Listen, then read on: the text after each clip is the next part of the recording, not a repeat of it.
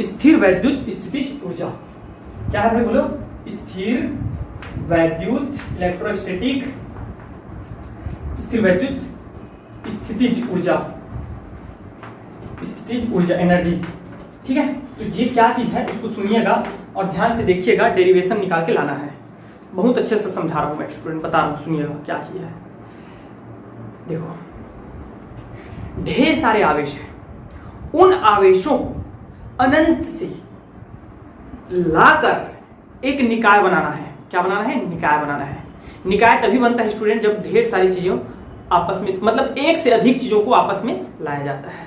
जैसे कि ये क्या है? एक केवल एक चौक है, जब एक और चौक यहीं पे ले आऊंगा ना तो इन दोनों का एक क्या बन जाएगा? निकाय बन जाएगा। जिसकी सपोज दैट यहाँ पे एक आवेश Q1 है, तो ये स्वतंत्र आवेश है, ये कोई निकाय नहीं है, it is not a system.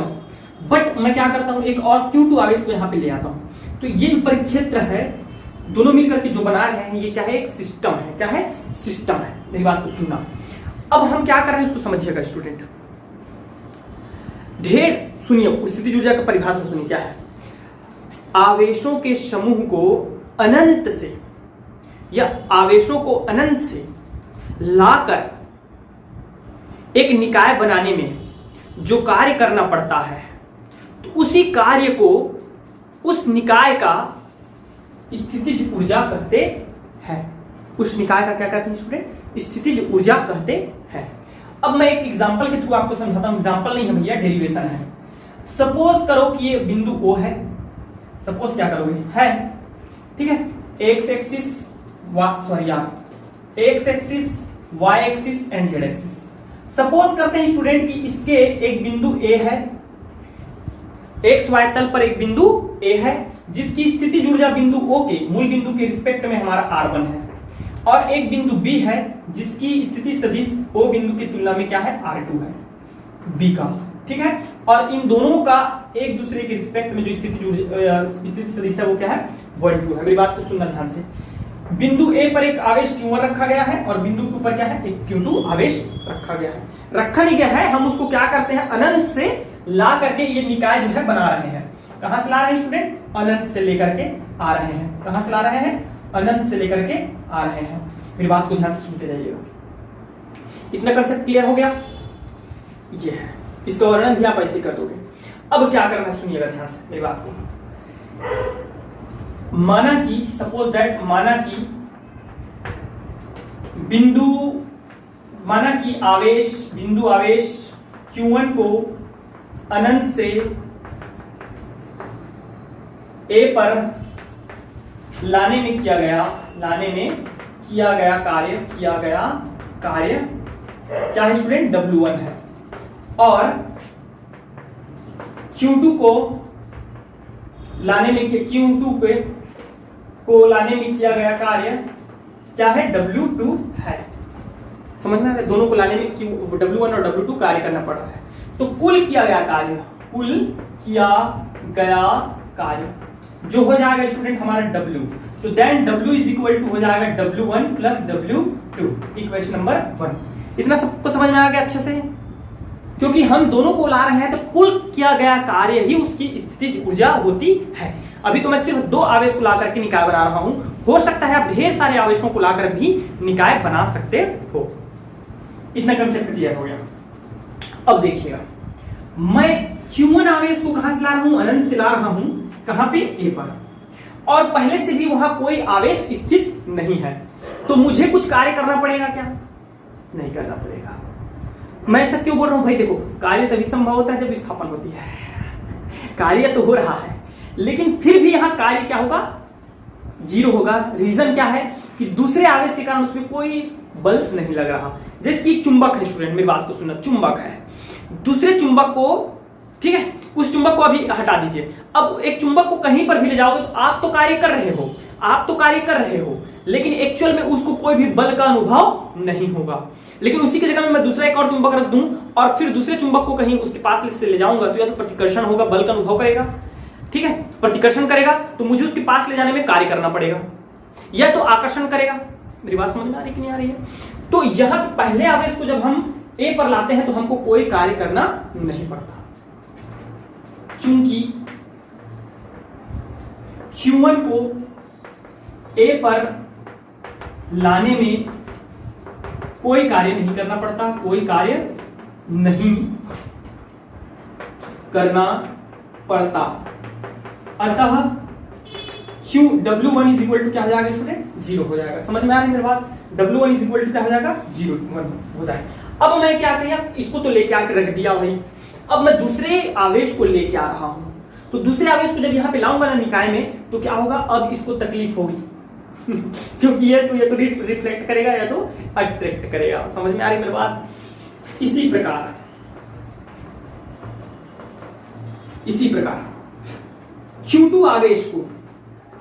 Q2 आवेश को अनंत से B तक लाने में कार्य Q1 के वैद्युत क्षेत्र के ध्यान से सुनिएगा, लिखने का तरीका सीखो, क्षेत्र के विरुद्ध कार्य करना पड़ता है। ठीक है, विरुद्ध कार्य करना पड़ता है। अतः किया गया कार्य देखो भाई, अनंत से किसी, मैं पहले बता चुका हूं व्हाट इज अ पोटेंशियल।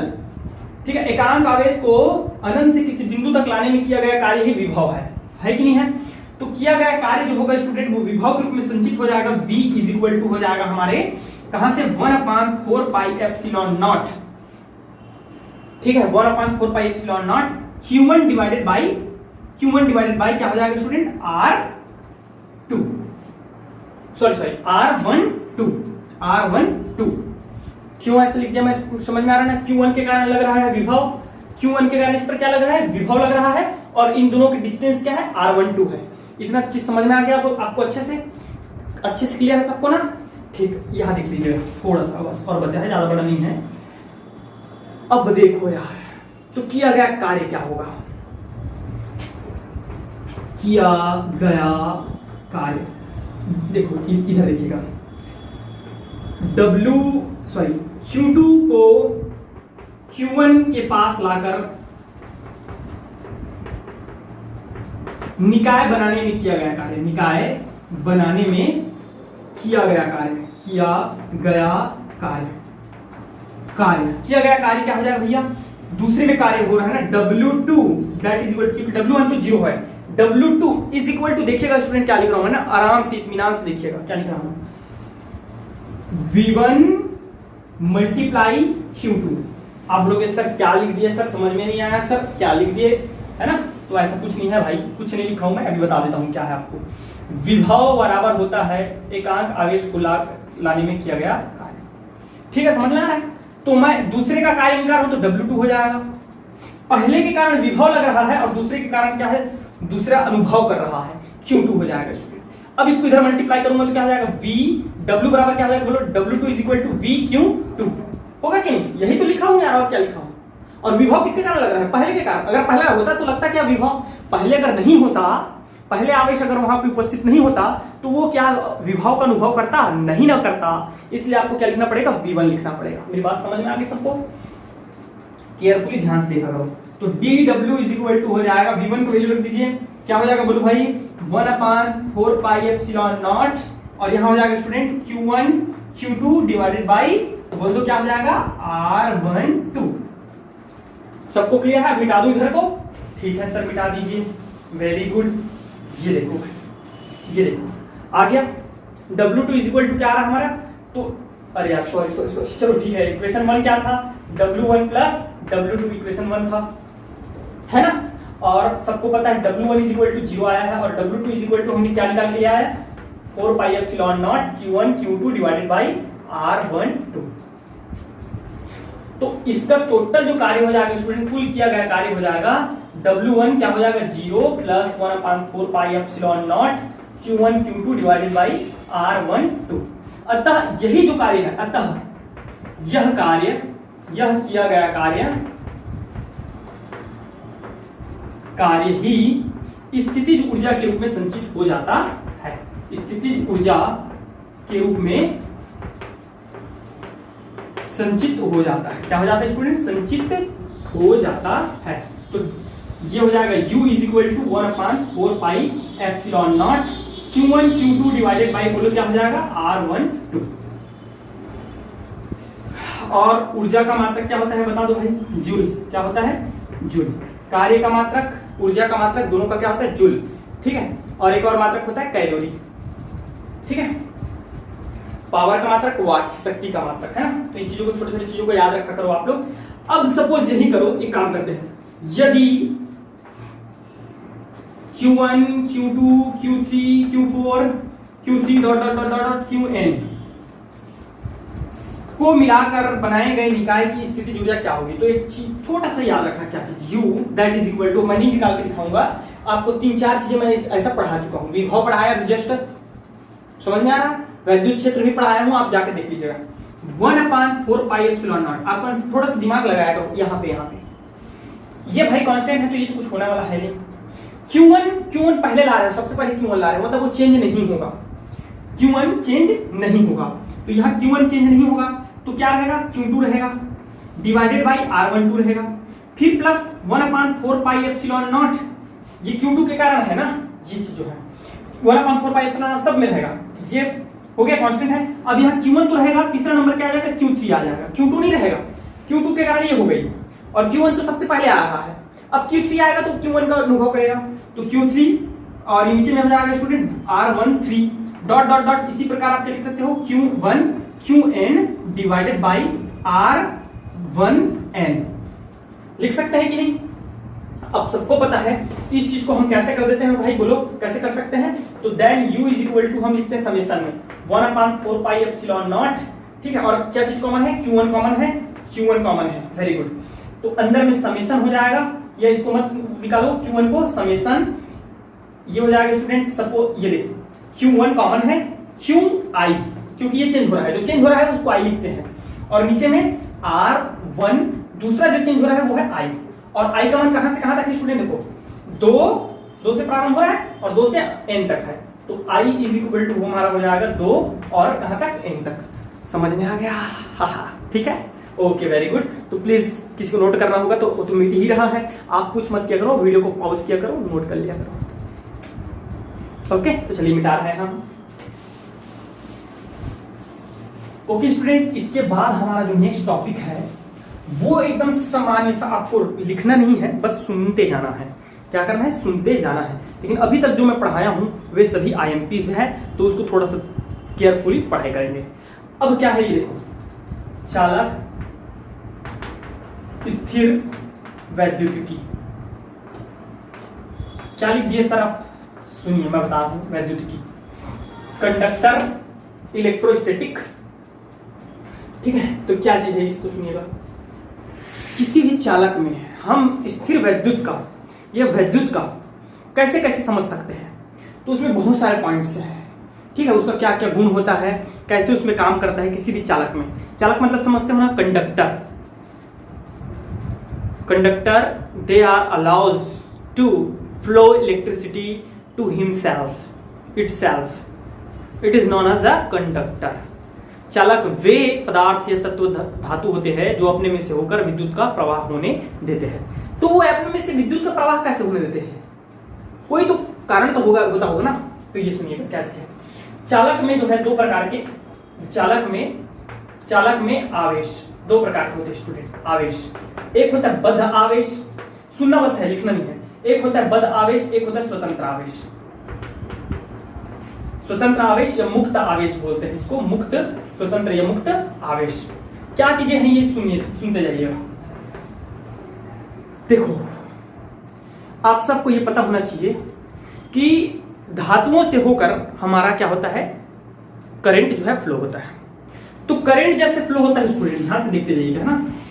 ये मान लो एक कोई धातु का तार है, धातु का तार है, जैसे कि एल्यूमिनियम, कॉपर, सिल्वर इत्यादि, है ना। कोई भी धातु का क्या है, तार है। अब उसमें होता क्या है स्टूडेंट, जैसे इलेक्ट्रॉन, इसमें आवेश वाहक कौन होते हैं, आवेश चार्ज को लेकर कौन जाता है। एक इलेक्ट्रॉन में चार्ज की मात्रा तो आप सबको पता है, चार्ज कितना होता है, 1.6 मल्टीप्लाई 10⁻⁻19 होता है। तो इस चार्ज को कौन लेके जाता है, इलेक्ट्रॉन्स लेके जाते हैं। कौन लेके जाते हैं, इलेक्ट्रॉन लेकर के जाते हैं। लेकिन जिधर ये इलेक्ट्रॉन चलते हैं स्टूडेंट, जस्ट उसके अपोजिट डायरेक्शन में हमारा क्या होता है, धारा बहती है।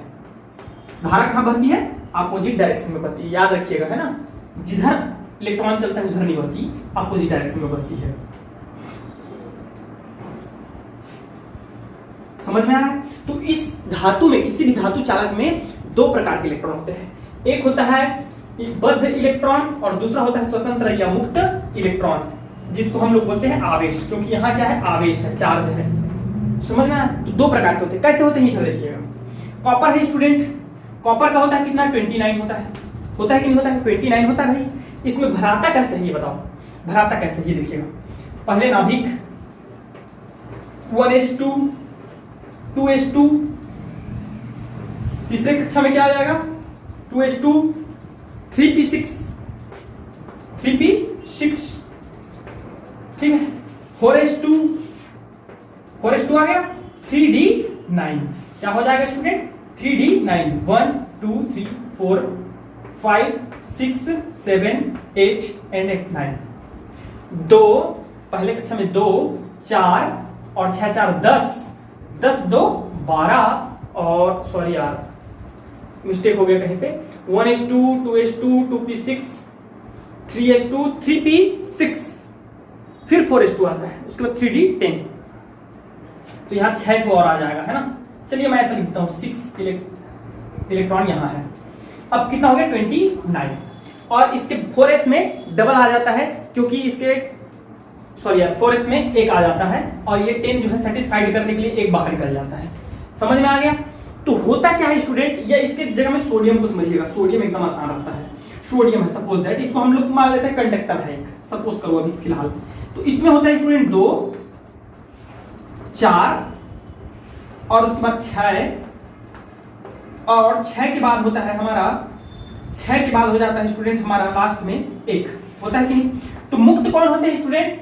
ऐसे इलेक्ट्रॉन जो नाभिक के साथ स्ट्रांगली बॉन्डेड नहीं रहता, बंधा नहीं रहता है, और जो मुक्त होता है, मतलब इसके बाह्यतम कोश में जो स्वतंत्र इलेक्ट्रॉन होते हैं, जो कि विचरण कर रहा होता है, घूम रहा होता है, घूमने तो सब घूमते हैं, लेकिन ये स्ट्रांगली बॉन्डेड रहता है। ये क्या होता है स्टूडेंट? बाहर निकल सकता है, और सोडियम बाहर निकल करके क्या बना लेता है? एक इलेक्ट्रॉन जैसी त्यागता है, क्या बना लेता है? सोडियम आयन बना लेता है, चार्ज आ जाता है उसमें, आवेश आ जाता है। तो ये इलेक्ट्रॉन जो है त्याग सकता है, और यही इलेक्ट्रॉन जो है विद्युत को फ्लो करने के लिए जिम्मेवार होता है।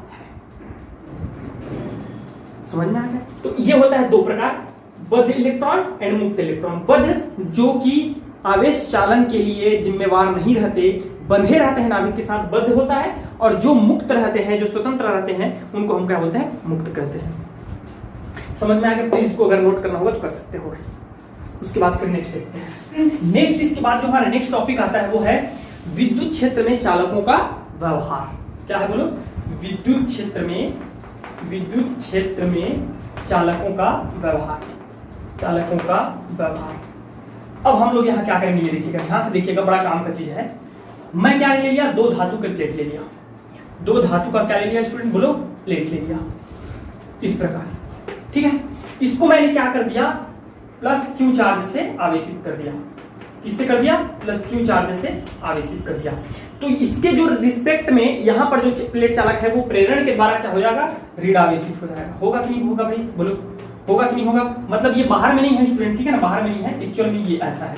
इसके संपूर्ण पृष्ठ में क्या होता है? धनावेश आवेशित हो जाता है, और इसके संपूर्ण पृष्ठ में हमारा क्या होता है? ऋण आवेश आवेशित हो जाता है। अब मैं क्या करता हूं, ध्यान से सुनते जाइएगा। इन दोनों, अब देखिए इसमें वैद्युत क्षेत्र की दिशा कैसे होगी? वैद्युत क्षेत्र की दिशा सबको पता है। वैद्युत क्षेत्र की दिशा होती है स्टूडेंट, मैं असाइनमेंट में बताया था आपको, असाइनमेंट में आया भी था। धन आवेश की किधर होती है? ऋण आवेश की ओर होती है। कहां होती है? ऋण आवेश की ओर होती है। ध्यान रखिएगा, धन से कहां होती है? ऋण आवेश की ओर होती है। ओके, तो यहां हमारा क्या हो जाएगा? ये इस प्रकार एक वैद्युत क्षेत्र का निर्माण हो जाएगा, और इसका डायरेक्शन क्या होगा स्टूडेंट? धन से ऋण की ओर। इस प्रकार एक वैद्युत क्षेत्र ई उत्पन्न हो जाता है, जिसकी डायरेक्शन होती है ए से बी की ओर, ए से बी की ओर। समझ में आ गया? अब मैं क्या करता हूं, एक धातु प्लेट को इसके बीच में रख देता हूं, और यह धातु प्लेट है स्टूडेंट मेरा ए बी सी डी। क्या है बोल दो? A B C D. A B C D तो हो गया, है ना। दूसरा एक काम करते हैं, small A B C D कर देते हैं, small A B C D. यहां तो वैद्युत क्षेत्र की दिशा समझ में आ गई ना आपको सबको अच्छे से? Very good. अब इस धातु के प्लेट में क्या होता है स्टूडेंट, इस धातु के प्लेट में मुक्त आवेश होंगे, जैसे कि मैं जस्ट बताया हूं मुक्त आवेश होंगे। तो ये क्या होता है, धन आवेश की ओर यहां क्या हो जाता है, ऋण आवेश प्रेरित हो जाता है। क्या हो जाता है, ऋण आवेश प्रेरित हो जाता है, क्योंकि धन आवेश को प्रतिकर्षित होगा, मतलब उधर दूर हटेगा, और ऋण आवेश को आकर्षित करेगा, तो ये ऋण आवेशित हो जाता है। और ये वाला सिरा क्या हो जाता है, धन आवेशित हो जाता है। मेरी बात को ध्यान से सुनते जाइएगा, बड़ा काम का चीज है, धन आवेशित हो जाता है, जिसके कारण स्टूडेंट इसमें भी एक वैद्युत क्षेत्र उत्पन्न हो जाता है। लेकिन इस वैद्युत क्षेत्र की दिशा कैसे होगी, इधर हो जाएगी। कैसे होगी बोलो, अंदर वाले जो हमारा चालक प्लेट है उसकी वैद्युत क्षेत्र की दिशा क्या हो जाएगी, इधर हो जाएगी, अपोजिट डायरेक्शन में। और सपोज ये वैद्युत क्षेत्र क्या है, ई डैश है। क्या बोलो, ई डैश है, मान लेते हैं। समझ में आ रही मेरी बात ना, ई डैश है। तो क्या होता है स्टूडेंट, क्या होता है सुनते जाइएगा, ये एक स्थिति में संतुलित हो जाता है, और संतुलित होने की स्थिति में हमारा जो ई है दैट इज इक्वल टू हो जाता है ई डैश। दोनों क्या हो जाते हैं, बराबर हो जाते हैं। लेकिन इन दोनों का जो है विद्युत क्षेत्र की दिशाएं अपोजिट डायरेक्शन में होती है, जिसके कारण इसके परिमाण तो बराबर होते हैं किंतु दिशाएं क्या हो जाती है, विपरीत हो जाती है। अतः इन दोनों का योग जब उसको इधर लेके आएंगे तो इन दोनों का योग जो होता है स्टूडेंट वो हमेशा क्या हो जाता है, इक्वल टू 0 हो जाता है। मतलब कुल वैद्युत क्षेत्र क्या हो जाती है, शून्य हो जाती है। बड़ा जबरदस्त टॉपिक है यार, मस्त लगता है, हालांकि उतना आईएमपी नहीं है। आप इसको कॉमनली सुन लीजिए, देख लीजिए, समझ लीजिए। ओके, तो ये चीज हमारा दूसरा पॉइंट रहा। अब मैं इसको मिटा रहा हूं, प्लीज किसी को नोट करना होगा तो कर सकते हैं। ओके स्टूडेंट, अब देखते हैं हमारा नेक्स्ट टॉपिक क्या चीज है, यही है चालक में ही चल रहा है, चालक स्थिर वैद्युतिकी में ही चल रहा है। इसका नेक्स्ट पॉइंट ये रहेगा कि चालक के, किसी भी चालक के आवेश जो होते हैं वो उसके पृष्ठ पर उपस्थित होते हैं, संपूर्ण आवेश उसके पृष्ठ पर उपस्थित होते हैं। नेक्स्ट पॉइंट आ जाएगा स्टूडेंट कि चालक के पृष्ठ पर विभवांतर एक समान होता है। तो सिंपल सी बात है, आवेश कहां पर है, एक समान रूप से पृष्ठ पर है, तो विभव भी क्या होगा, समान एक जैसा होगा। और चालक के बाहर और एवं अंदर, ठीक है। नेक्स्ट पॉइंट आ जाता है, थर्ड पॉइंट जो आता है स्टूडेंट वो ये है कि किसी भी चालक पृष्ठ के पृष्ठ पर वैद्युत क्षेत्र है वह जो है sigma upon epsilon not an not से प्रदर्शित किया जाता है। और यही था आपका असाइनमेंट का डाउट, यही था कि नहीं था। मैं आपको असाइनमेंट कराया हूं, पीडीएफ नोट भी दिया हूं, बराबर सॉल्व करके पूरा समझा के दिया हूं। तो वहां पे मैंने 2 किया था, और एक और मैं निकाल के दिया था आपको, सिग्मा अपान 2 एप्सिलॉन नॉट दिया हूं कि नहीं दिया हूं, आप जाके देखिए। और मैं बोला था वहां पे कि आप जिसको भी चाहते हो अज यू विश अपने अनुसार लिखिएगा, मेरे अनुसार नहीं। मैं दोनों को सॉल्व करके दिया था पीडीएफ में, और दोनों ही सही है अपनी जगह, ठीक है। ये दोनों में बहुत डिफरेंट नहीं है, सिर्फ 1/2 का डिफरेंट है। और ये डिफरेंट समझ में भी नहीं आता है अगर आप प्रश्न को पढ़ेंगे ध्यान से। तो बिन पेंदी का लोटा, समझ में आ रहा है। तो दोनों ही एकदम करेक्ट है। अब ये कैसे प्रूफ हो गया, ये तो मैं पहले ही वीडियो में बता चुका हूं आपको, असाइनमेंट वाले में भी बताया हूं दोनों को, और हमारा क्लास में भी हो चुका है। लेकिन इसको और देख लेते हैं एक बार आज। तो क्या है स्टूडेंट, माना कि एक हमारा एबीसीडी समतल चादर है, चादर नहीं है, एक पृष्ठ है, चालक पृष्ठ है। तो आवेश अभी मैं बताया जिसकी थर्ड पॉइंट के अनुसार कि चालक उसके पृष्ठ पर एक समान रूप से क्या हो जाते हैं, आवेशित रहते हैं। अब मैं क्या कर रहा हूं स्टूडेंट, इसी पे एक बेलन की कल्पना कर रहा हूं। इसी पे हमें क्या कर दिया, एक बेलन की कल्पना कर दिया, और इसमें हमारा जो वैद्युत क्षेत्र है वो अभिलंबवत, अंदर की ओर लिखो चाहे बाहर की ओर लिखो, अभिलंबवत इस प्रकार है, पृष्ठ के लंबवत है वैद्युत क्षेत्र, ठीक है ना। तो अब यहाँ आपको ये चीज देखना है, क्या क्या चीज देखना बता रहा हूं मैं। सबको पता है ये गॉसियन पृष्ठ की भांति कार्य करेगा, ये जो बेलन है वो गॉसियन पृष्ठ की भांति कार्य करेगा। और गॉसियन पृष्ठ की विशेषता यह है कि फाई ई वैद्युत फ्लक्स जो होता है वह क्या होता है, बता दो भाई, जल्दी से बता दो, जल्दी से। क्यू अपान एप्सिलॉन नॉट गुना होता है, सबको पता है 1। चूंकि ये एक समान, इसमें जो है एक चालक पृष्ठ है स्टूडेंट, चादर है या समतल पृष्ठ है, तो इसमें आवेश घनत्व क्या होता है, सिग्मा होता है। तो सिग्मा बराबर क्या होता है, सबको पता है ना भाई, एकांक पृष्ठ पर ds, जिसको हम लोग ds भी लिखते हैं, ठीक है, उपस्थित आवेश की मात्रा, कोई हम लोग क्या कहते हैं, आवेश घनत्व कहते हैं। यही आयतन के लिए हमारा रो हो जाता है, रो इज इक्वल टू dv, और क्यों हो जाता है, होता है कि नहीं होता है, बोलो क्यों हो जाता है कि नहीं होता है। और यही जब लंबाई के लिए बोलते हैं तो ये हमारा हो जाता है dl lambda is equal to dl क्यों, होता है कि नहीं होता है। ये चीज मैं पढ़ा चुका हूं, है ना। तो मुझे यहाँ नहीं जाना है, यहाँ तक देखना है। तो Q इज इक्वल टू क्या हो जाएगा बोलो, ds। Q is equal to हो जाएगा स्टूडेंट सिग्मा ds। हो गया सिग्मा ds। तो इस चीज को मैं क्या करूंगा, अरे यार मैं कैसे कैसे लिख दिया यार, चलो ठीक है देखते हैं, कोई बात नहीं, देख लीजिएगा। सही है सब चीज, मैं इधर जगह के कारण बोला और कुछ नहीं। अब इस गॉसियन पृष्ठ के कुल वैद्युत बल रेखाएं क्या होंगी, कुल वैद्युत बल रेखाएं जो होंगी वो φ1 प्लस φ2 प्लस φ3 के इक्वल होंगी। अब ये φ1 φ2 φ3 क्या है, इस बेलन के पृष्ठों से गुजरने वाली वैद्युत बल रेखाएं, वैद्युत फ्लक्स। और इसमें कितने पृष्ठ है, 3 पृष्ठ है, φ1 φ2 φ3। 2 है वृत्तीय पृष्ठ स्टूडेंट, देखिएगा ये φ1 है, ये φ2 है, और तीसरा हमारा ये जो दिख रहा है वो है आपका वक्र पृष्ठ है। 3 ठो पृष्ठ है कि नहीं है। अब इन दोनों में से देखिएगा ये और ये पृष्ठ इसके अभिलंबवत है कि नहीं है, और ये पृष्ठ जो है इस वैद्युत क्षेत्र रेखा के उसके लंबवत है। तो दोनों से गुजरने वाली, दोनों से कैसे, φ1 इज इक्वल टू सबको पता है फॉर्मूला EDS cos थीटा होगा। तो थीटा का वैल्यू जब 90 रखूंगा तो cos 90 इज इक्वल टू 0। तो φ1 एंड φ2 इज इक्वल टू 0।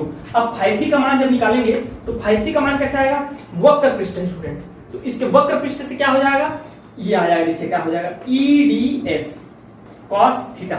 अब ये समांतर है, ये वक्र पृष्ठ जो है वैद्युत क्षेत्र के समांतर है, मतलब ये हो जाएगा 0। तो cos 0 इज इक्वल टू 1, तो ये हमारा निकल के आ जाएगा EDS आएगा।